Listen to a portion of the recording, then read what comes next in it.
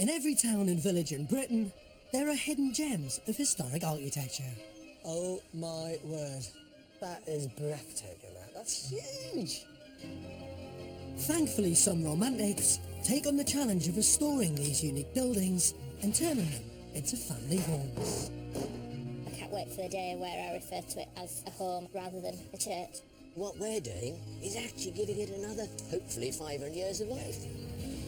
Churches, barns, and industrial buildings tell us many fascinating stories about our past. Crikey. Is any stately home or medieval castle? It isn't for the faint-hearted. You've got to fall in love first, and then think about the consequences afterwards. But the rewards can be a home like no other. It's so down. To see it and live it, it's just inspiring. Yeah, I can't talk about it. As an architect, I relish the challenge that these unusual buildings give us when we're trying to create a place called home. This time, it's one man's dream to restore a Victorian train station single-handed. Life is not a dress rehearsal, is my saying. But when you've no money to pay for help, will the dream ever become a reality? It might take me longer than I perhaps anticipate, but it won't beat me.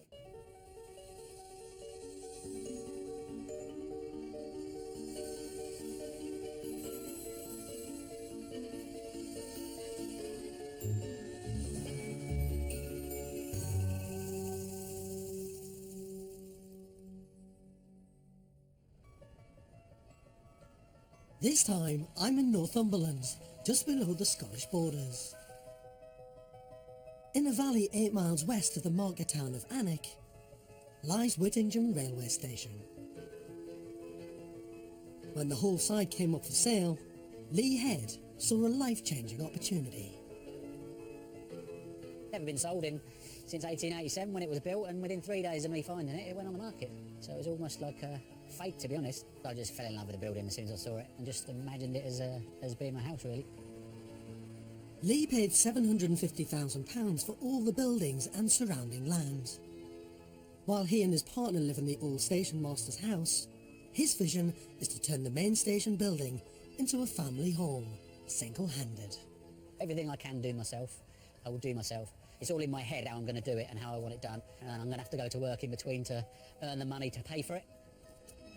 Lee's job as a financial consultant takes him away from home 4 days a week, so he'll only have the weekends to work on the station. I've always liked a challenge, and this will certainly be a challenge. I think I bought it with an element of love and desire and a tinge of madness. I love a project with scale and ambition, and this restoration has both. The station's been lying disused for 60 years. Lee, how are you? Hello, really George. good to meet you. How are you? Nice to see you. Thanks. This is Yeah, fantastic, isn't it? I know, it's great, isn't it? Yeah. This is why I bought it, really. This was what I fell in love with. I'm not surprised. To be honest, this is what I wanted, and It's incredibly beautiful. You've got the amazing sweeping platform, these beautiful wrought iron canopy details over there. Is it listed? it's Grade 2 listed, yeah. Grade 2. This is the building itself is, and the rest is treated as curtilage.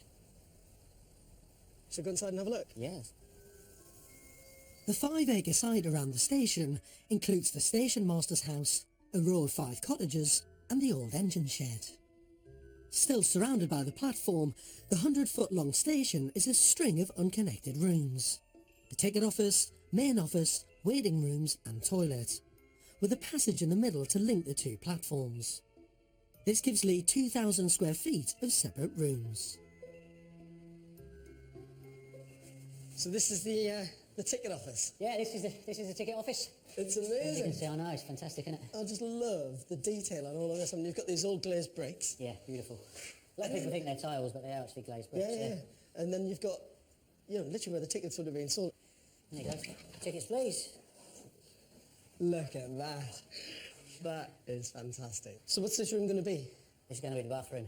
This is going to be a bathroom. This is going to, well, yeah, if You just said that as if it was so obvious. Well, it is to me. I mean, it's even tiled for me. I haven't even got a toilet. That's true, actually. I hadn't thought about that. But no, I That's mean, if you perfect. look at the size of the room, obviously we've got twin sinks. The idea is twin sinks with these bays. All right, there'll be a sink here. There's a sink there and a sink there, his and hers. I can see the whole building in my head, decorated a lot. You've obviously got the restoration touch. Well, we'll see. We'll see when it gets finished, yeah. Go on, let's go to see the next room. As the building is Grade 2 listed, Lee isn't allowed to knock new doorways through to connect any of the rooms. This is such a lovely room. This is going to be a kitchen. This will be the kitchen, yeah. Again, it's ready made. It's nearly finished. And what's this? This is on the back of one of the doors. This is all there's a code. I don't know whether it means, linked to the platform or the prices. So you see all the various stations. Allenmouth at 1A, so God, it's there. Morpeth, yeah, Bedlington. Have you started work on the windows then? Because they look like they're in good nick. But you've restored all that. Yeah, I've restored all the windows. Oh, well, not. I'm doing it myself, yeah. You did it yourself? Yeah, they're the original windows, yeah. I just had a look at websites and they show you how to take the sashes out, replace the cords, the weights, rebalance them, etc. And I thought, that's not rocket science, I can do that myself. It took me a long time because you're a bit sort of tentative but the conservation officer came and saw it and he said if that's the standard of conservation, you'll be over the moon, so... I'm impressed that you've done the windows, but how are you going to do the rest of the project? Who's doing that for you? You're looking at it. It's me, yeah. Anything I can do myself, I'm doing myself. You're going to do this entire restoration project on your own? 90% of it. You are joking. No. It's the beauty of having no budget, George. You have to. If you can't afford to pay someone to do it, you've got to do it yourself. Are you going to do all this work while maintaining the job? Yes. How the hell are you going to do that? That's where the problem lies, I have to work away to earn money, and when I'm working away earning money, I'm not here to do anything. So I come back on a Thursday and I spend Friday, Saturday, Sunday working on here. The old waiting room is off a passage between the two platforms. So this is going to be your lounge? This will be the lounge, yeah. What was the waiting room? The ceiling is absolutely beautiful, Yeah. the way that it steps up in chamfers and goes over the top in that lovely timber cladding. And what about things like the flooring? The actual floorboards are fine, apart from around the edges, but you'll notice that it's sunk. The joists are rotten, yeah, so the floor's got to come up. Again, I'll salvage the floorboards. I'm hoping you can break it down before the building breaks you down. It won't beat me. It won't beat me. It might take me longer than I perhaps anticipate, but it won't beat me. The first of Lee's challenges is to work out how to link all the rooms together to create his new home. This whole section that we stand in, right from when you come in at the front of the building through your front doors, this will be glazed. But so when you say all of it, is it going to literally go from that end, from that corner? From your first bay, from that first stanchion. Okay, and you're going to run glass all the way down the face of here? Yeah, just 100 mil inside here. And how far down is it going to go? 35 metres. All the way? The whole length, yeah. To link all these doors up. So the entire building is going to have a glass This whole inside eastern here? side of the building will be glazed in, yeah. You're going to do it? Yes. You? Yes. It's a big job. Okay, do you want to take me through the plans? The first phase of the restoration is to convert one half of the station into a bathroom, kitchen, lounge, and across the corridor, a master bedroom with ensuite. When phase 1 is complete, phase 2 will add 3 more bedrooms. Lee has no experience of restoring listed buildings, so I'm intrigued to see how this series of rooms, joined by an ambitious glass link, works out on paper. So that's glass from that end all the way down to the end. Yes. There. Actually, beyond the line of the building. Yeah, it comes around that corner. They're big, big sections. I mean, each structural bay is what? What's the dimension between each one of those posts? That one's 2.8. 2.8 metres, 2.950, 2.920, 2.980. You actually know 3.220. I do know that, yeah. My God. Broken them down into bays. How did you remember all that? I've got an incredible memory. I can remember stuff. Who did these drawings, by the way? Who do you think, George? Yeah. Did you do them? I did them, yeah. Did you? Yeah. You are like jack of all trades. You can turn your hands to anything. Master of none. How much money have you got? Seriously, to do it? I haven't got a bank of money. There's not a big pot of money. I started off with nothing, George, my budget, and I've got most of it left. So, I'm doing all right.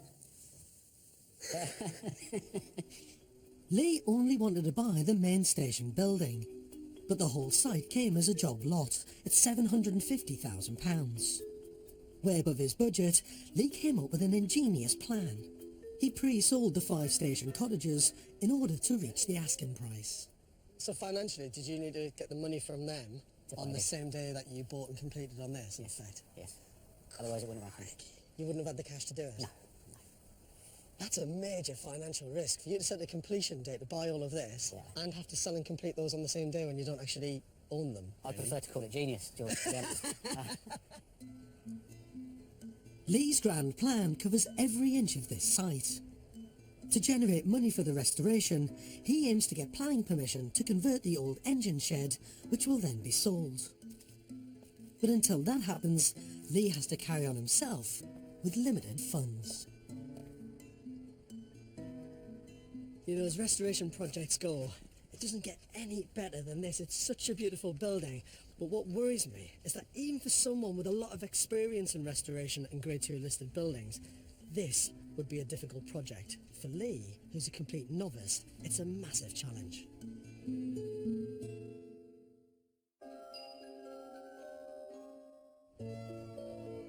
With a very limited budget, Lee Head is restoring this 19th century railway station single-handed.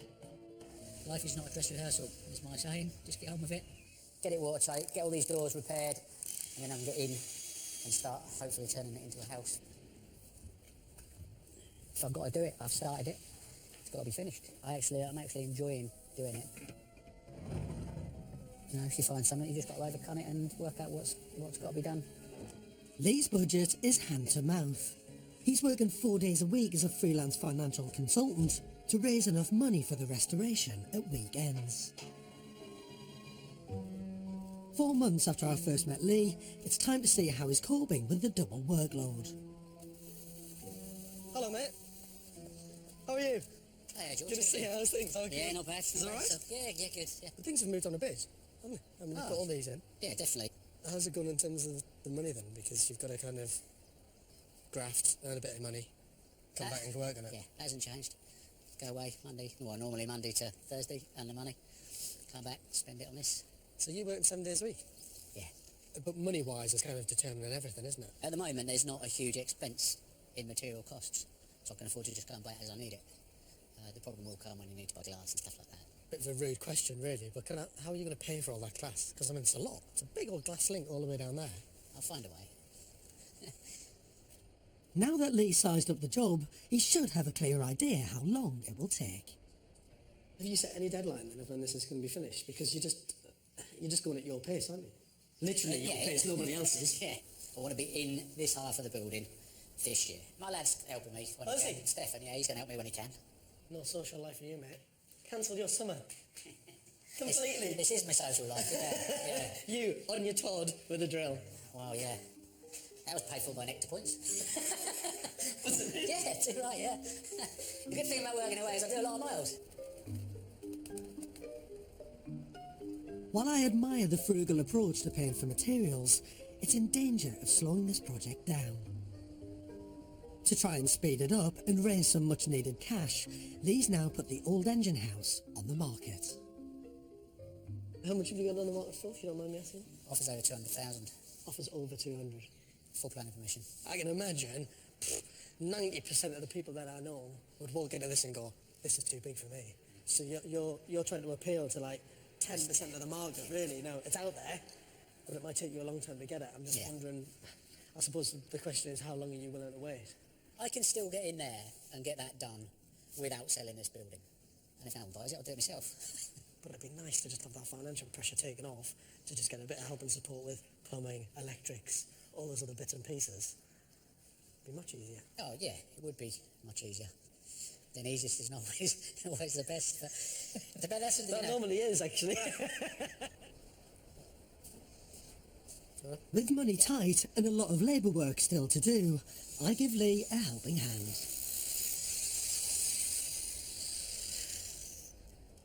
Put it out. Hand's shaking.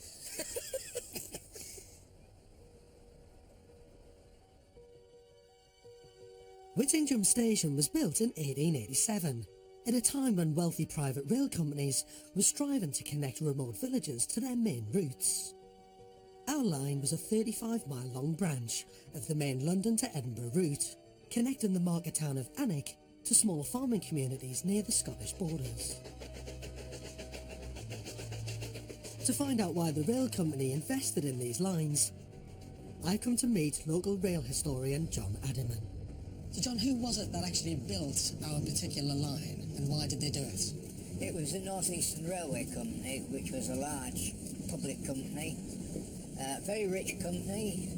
By that time, they were thinking of railways as a social necessity. Was the line kind of commercially viable? Did it make money?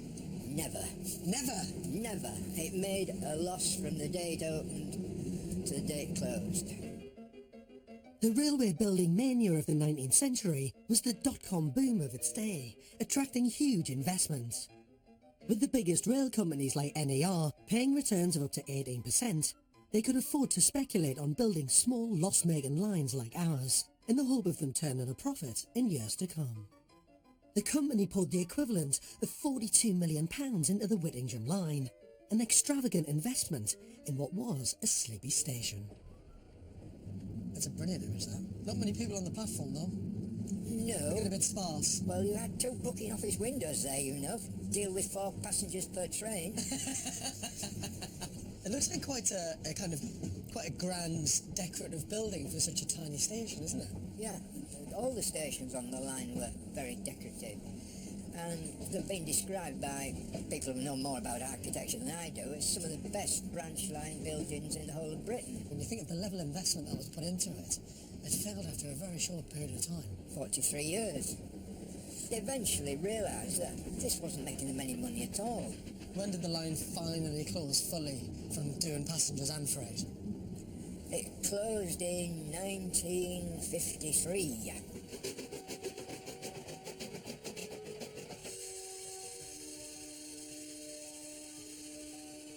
The days when train lines dominated the northern valleys are now long gone, so I can't resist the chance to experience the glory days of steam.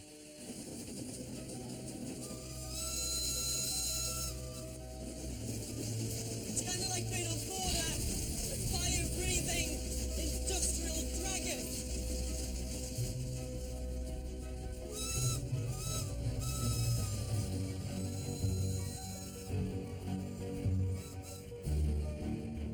Passenger numbers never reached their expected levels, but Whittingham's line struggled on through 2 world wars by carrying freight. Back on site, Lee's pulled in favours from friends and family to dig up the platform. His oldest son Luke and daughter Claudia are taking summer breaks to lend a helping hand. I think it's good, like, knowing that once it's all finished, I'll be able to know that I've, like, helped work on it and, like, sort of, like, build it up and make it, like, better. Yeah. He gets on a project, he'll just wanna keep going, and if he, like, has an idea, he'll just stick at it and he won't get it out of his head until it's, like, done. I think he'll definitely finish it, and it'll be good. He's always been one for history and a bit of sort of character, if you like, so if he gets this done how he wants it, well, he's fulfilled what he wants, I guess. My dad's an ambitious bloke, so I believe it when I see it, to be honest, but the idea is great. If we can execute it, then it's got the potential to be brilliant.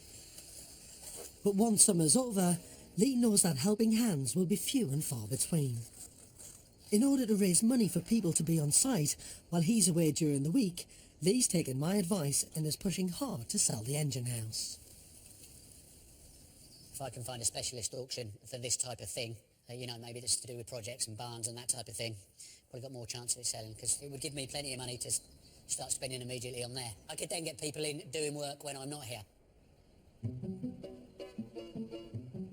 To inspire Lee and keep up his enthusiasm for the project, I've brought him to Winchester to see a restored building with similar layout restrictions as his station. Come on in, mate. What do you think of this? Well, wasn't really expecting that, to be honest. Why? Well, just original stables there. Yeah, the yeah, stable yeah. level looks fabulous, yeah. It's great, isn't it? Yeah, I love it. Where this one's different to yours, actually, is that this route here, they've kept a single corridor, if you like, down the whole length of the space. Yeah. Yours, you've had to create yours. You've had to literally build yours on the outside. It gives a similar understanding of how mine's going to work, though. Yeah. Lovely long space, actually. Yeah. This is the bedroom down the end. Look at that. Nice. But I love the way they've kept all this. Same with the door. I think it just shows that you don't need to go to a DIY store and buy something new to look fabulous. Drinking trough. All kept in place. There'll be a few horses that are drunk from that. Yeah, spot on. Why not? You can't go and buy anything like that, you know, can you? Yeah. Where do you get something like that? It looks fabulous, is fabulous, historically right, it's great. So I've obviously got the bedroom right down at this end. There's more bedrooms in there. The original function of the stable is recognisable throughout the restoration and complements the modern home. If I was doing this building, I would do something similar.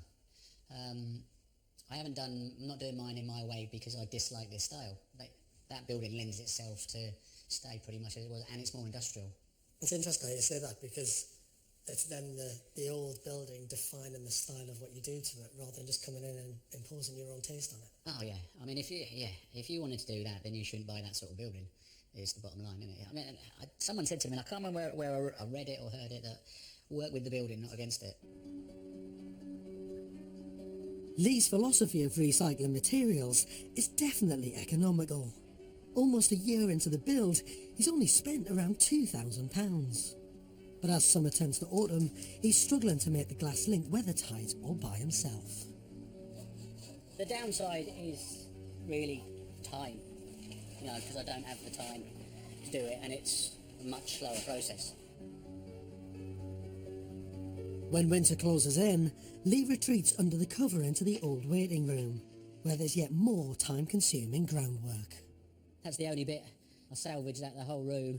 That's all just rotted away. If you imagine, you know, it's been 130 years it was built, and it's been left for 60.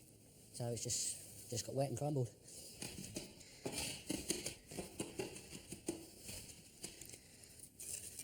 I used to watch television programmes of people at property and think they're mad when they say that the building speaks to you. But it does. You know, the building's constantly talking to me.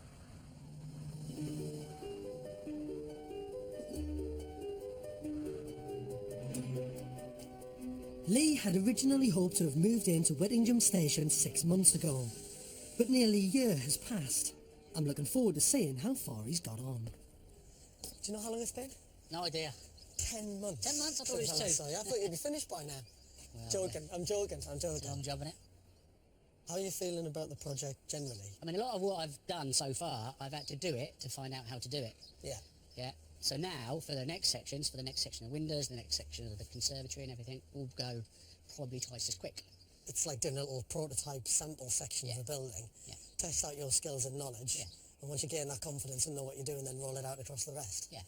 Lee's self-built glass link will eventually run the whole length of the station, so he needs to work out how to build frames for 48 glazed panels in total. But each panel in the glass roof have to fit into irregular spaces. Because all these bays are determined by the cast iron bays, they're all slightly different anyway. So each bay, it's not like 24 pieces of glass of the same width, No, exactly. whereas a normal conservatory might be. This is all totally bespoke, so... Lee needs to try out his tailor-made frame on the side panels to see if his measurements fit. Yeah, you can lift that in. And it's going to be much easier with me helping on site. How would you do this on your own? I'll find a way. It's wedged. Yeah, it's got to come in square. That's it. All right, I've got the weight of it, so if you keep it up right like that. Yeah. It's got to clear those brackets, you see. Oh, I drop it out. That's it, in there. Up in there. You're in there, look. Job done, mate. Does it line up very well? It frames those windows beautifully. Yeah? Mm. Is it? Spot on level. Yeah, it's nice, isn't it? Because you've got 4 panels and that's central. Right in line with that mullion, yeah. Ties in with the stone mullion at the back, doesn't it? Yeah, I'm pleased with that. And Lee's not quite done with me yet. There's still more of that rotten flooring to investigate. Do you know what you're doing? Yeah, whacking through the joist on the underside, yeah. Just tap it Try and under break the the nails board, yeah, yeah. underneath the board, yeah. You're not reusing these, are you? Not anymore. Nope.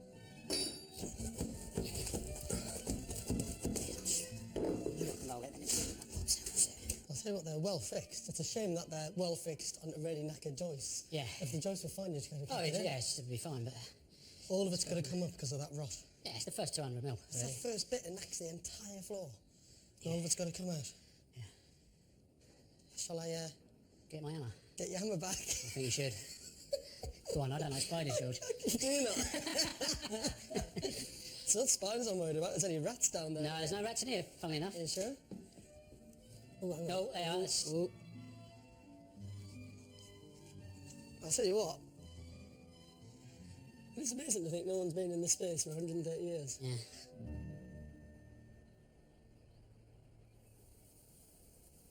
And the pace of this restoration is painfully slow, to be honest with you.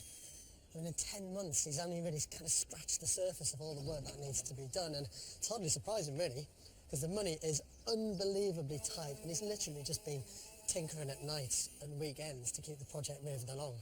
It all comes down to the sale of that building over there. The If Lee manages to get rid of that and get some money in the bank, there's a chance that this restoration might just get finished.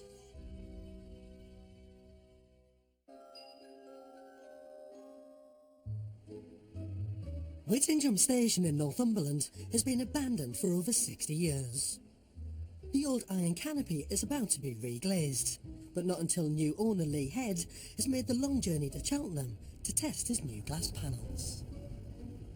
It's nice to get a break from the graft as well, and a little rest. Although 600-mile round trip's not really a rest, but it is for me aching joints.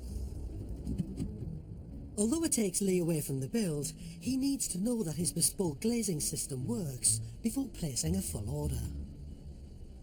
So the idea is get them back tomorrow, get them fitted. Once that works, fantastic. That's why I'm keen to get my hands on those four. I'm not going to spend a lot of money ordering 48 to find out it ain't going to work. So will Lee's plan for the glass roof work? Right, your corner, are we right up against the lead? Whoa, whoa, whoa. Sorry. Actually flush it down, so it works. At £20,000, materials for the glass link will be Lee's single biggest expense. But his self-engineered solution has paid off. 2 down, they fit. Which is the main thing, I haven't made a major catastrophic error.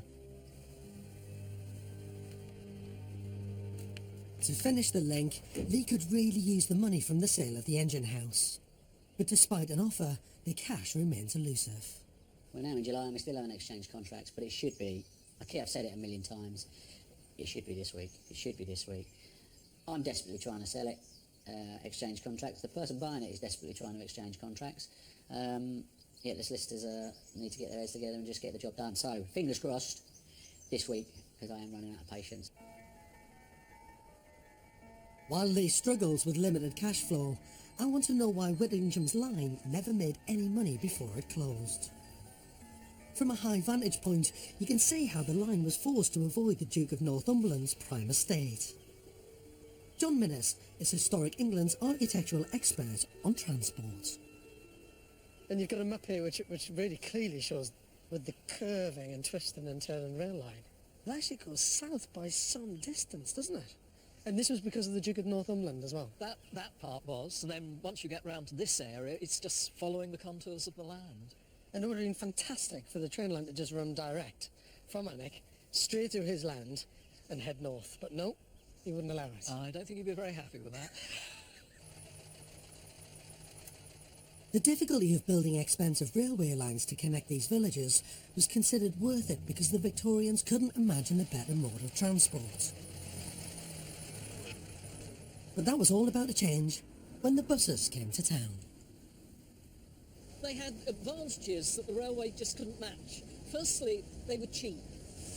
And secondly, the great thing about the bus was that it could run right into the villages and towns, so that instead of having your mile and a half walk to the station, you just walked out of your door and there was the bus. Which was the case for ours at Whittingham. The actual centre of the village was some distance away from the station. The first buses on these roads were very basic, but thankfully on a wet day like today, this 1920s bus has luxury padded seats and a roof. So who would have used the buses at the beginning? It would be mainly the people living out in the villages, the agricultural workers. A lot of the buses in the early days would probably have somebody bringing in a few geese or a few ducks to market, that sort of thing. I mean, literally, the bus would carry pretty well anything in the early days. When our line was built, the roads were seen as old-fashioned routes for getting around by horse. But it took the Great War to revolutionise public transport.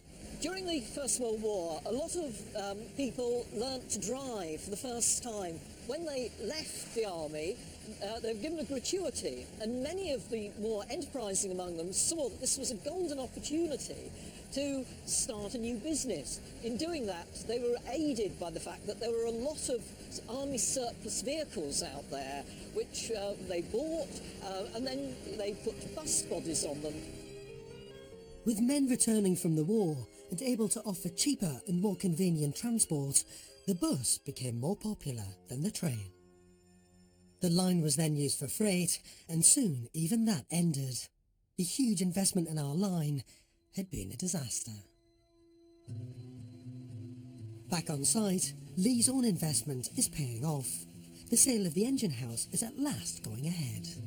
Engine shed exchange contracts about 5-6 weeks ago. I got 50 grand on deposit. I was watching my money, disappear. Believe it or not, we're probably down to maybe 2 grand. 2 grand of money left to spend when that finally happens. Lee can now afford to pay for jobs like plumbing and electricity while he's away at work. A year and a half after Lee started on the station, I'm back to see what difference more people on site is making. Hello, mate. How are you? Hey, George. Crafton, look at that. Gorgeous day for today. Hey, welcome to Northumberland, isn't it? I don't think I've seen the weather this No, I good. know. It's First all time- being bleak, first time you've pouring brought the sun rain with and you. everything else. This is looking busy. We've got the stonemasons up doing the chimneys, we've got the trenches for the drainage, we've got the oil installed, we've got all the plumbing, the electrics in. That's all the trenches for the water supply, so we've now got the water to the building. So basically everything we need. So you got the floor in?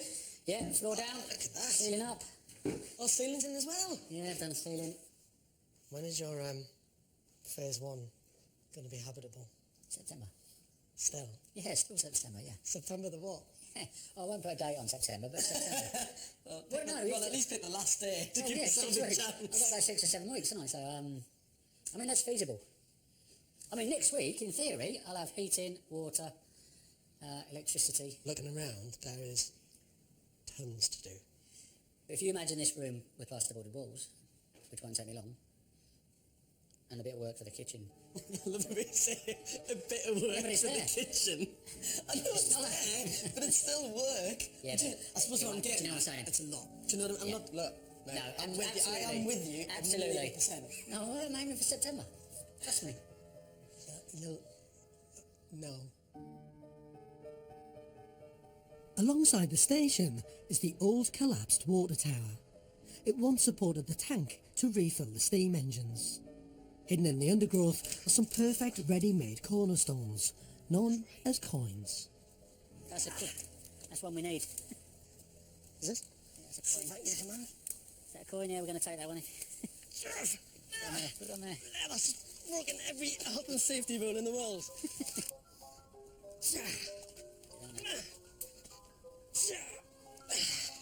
That is heavy.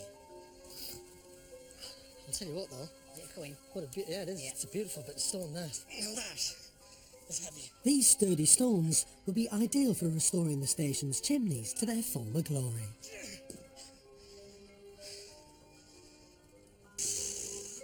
How many of those are going to get out? 16 for that chimney. 16. So I'll go and have a cup of coffee, leave you to it, yeah? Thanks, mate. Now it's time to get up on the roof for some craftsmanship. So, what should I... Yeah. I want that meter weight to go flat with that.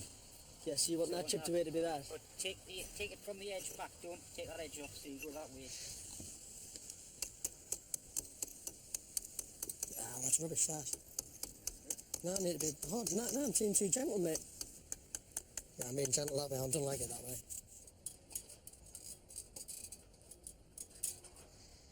So I'm always impressed by Lee's passion and enthusiasm for this project, because no matter how tough the build gets, he's always mega optimistic. He pushes so hard to get this project done, and I'm still amazed that he's done all of this work by himself. But to get it finished in 6 weeks is virtually impossible, I think. I don't know how he's going to do it.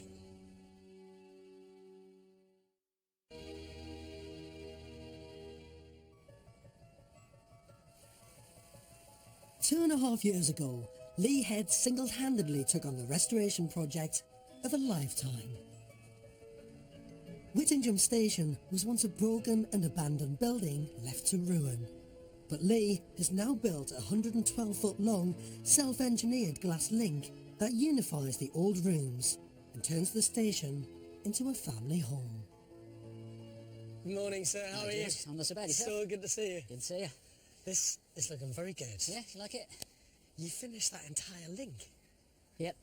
Bit of hard graft, but got there in the end. Are you in?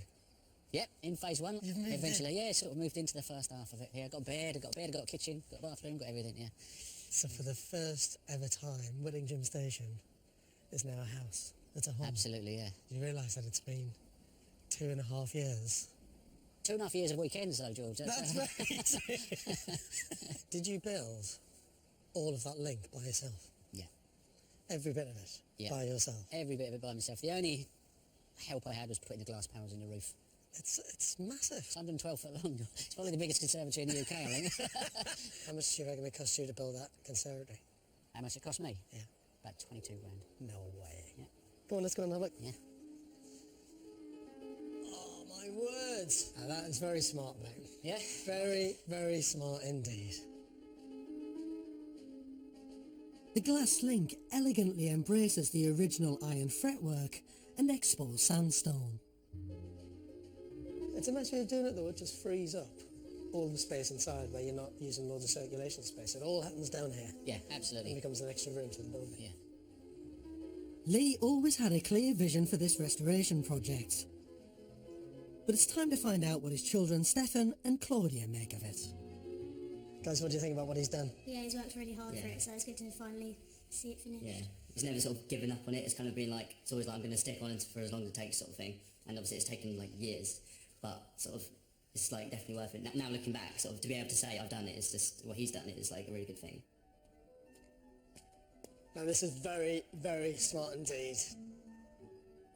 The old administration office was a jumble of broken cabinets, but Lee always imagined how good a kitchen this could be. It's great. Turned out too bad. Way better than that, mate. It's fantastic. You actually inspired this kitchen, George. Because this is all the original framework from 1887. And when I said I was going to turn it into a kitchen, I don't know if you remember, but you laughed at me. This is going to be a kitchen. This will be the kitchen, yeah. Again, it's ready made. It's nearly finished. Yeah, I did. That's all the original doors, all the original carcassing. The only thing that's new is the worktops and... I'm now laughing on the other side of my face, basically. Yeah, I kept that in the back of my mind. Can't rip out. George laughed at me. I'll tell you what, you know how to do restoration on a very tight budget. So how's this looking? Oh, look at that. That's beautiful, isn't it? Lee's determination to sensitively restore the old waiting room shines through. It's now a lounge which celebrates its original features. And this is one of those rooms where it always had the benefit of having the lovely glazed bricks anyway, didn't it? It always Yeah. had some lovely features. The little bits of stone support there. And the windows you've done a great job on. Yeah, the windows I'm really sort of pleased with. And I love the lights.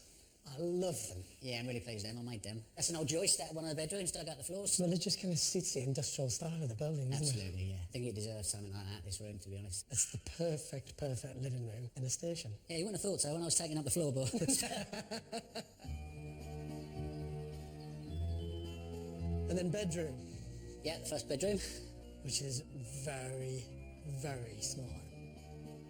This cosy master bedroom, with its modern ensuite bathroom, is full of restored period details. Yeah, it's turned out all right. Oh, it's lovely. I remember being under the floor, Your somewhere head, around here. your head was about here, George. My head was there. You was about there, poked up between those two joists. I've said all along, I don't want it to end up looking like a show home. It's still an old industrial building with some tatty features, if you like, and that was part of the appeal. But Lee saved the best till last.